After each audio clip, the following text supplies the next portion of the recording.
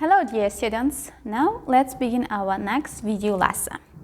Today we're going to talk about how to express your opinion and the structure of a contract. Now let's look at the content of today's topic.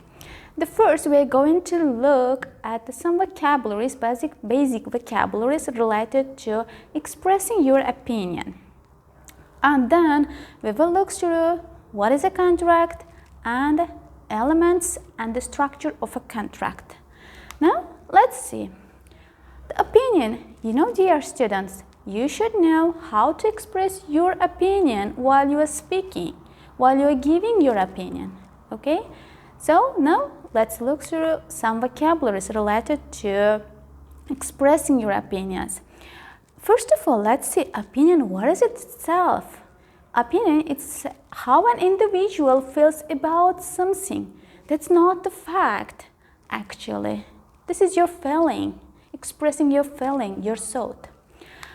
And now here let's look through the vocabularies to express your personal opinion.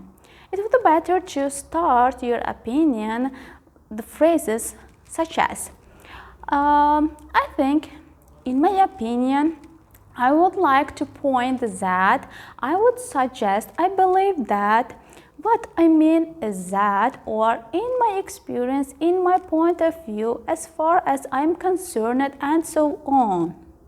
Now let's see two examples. In two ways we can express our opinion.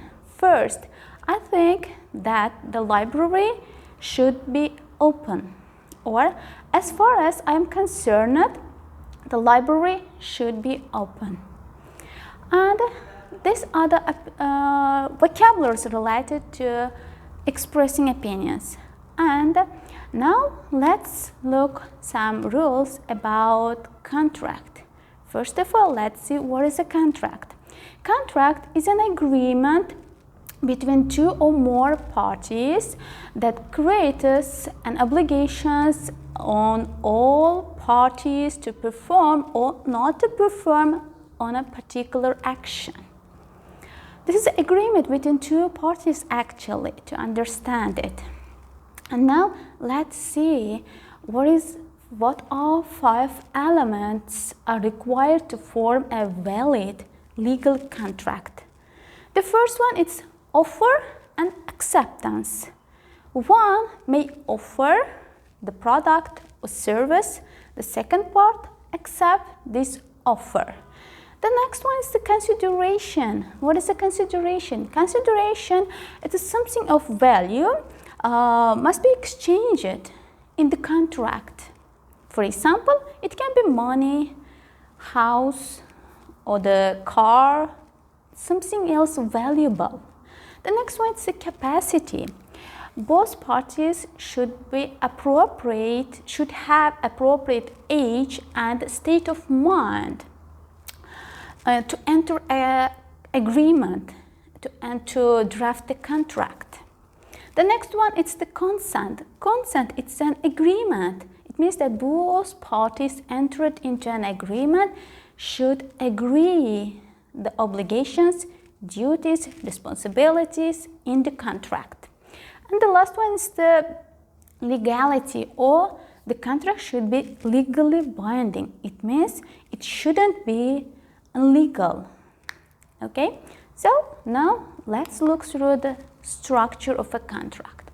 Dear students, there are a variety of structures of a contract. Now let's look through a sample of a structure of a contract.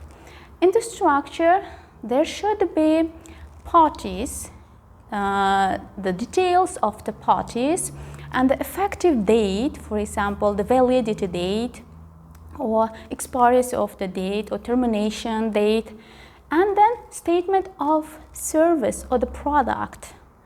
What is it? What kind of service it is? There should be explained in the contract, and the delivery of good and service. The next one, key obligations and duties of both parties in the contract. The next one, definition sections. Here, this is a section to explain some difficult cases or some difficult terms in the contract. The next one is the performance standards. It means the standards to perform the service or the good in the contract, stated in the contract. Then remedies. There should be exact remedies whether there would be a breach of a contract. And then there should be governing law and dispute resolutions as well. And then termination cases.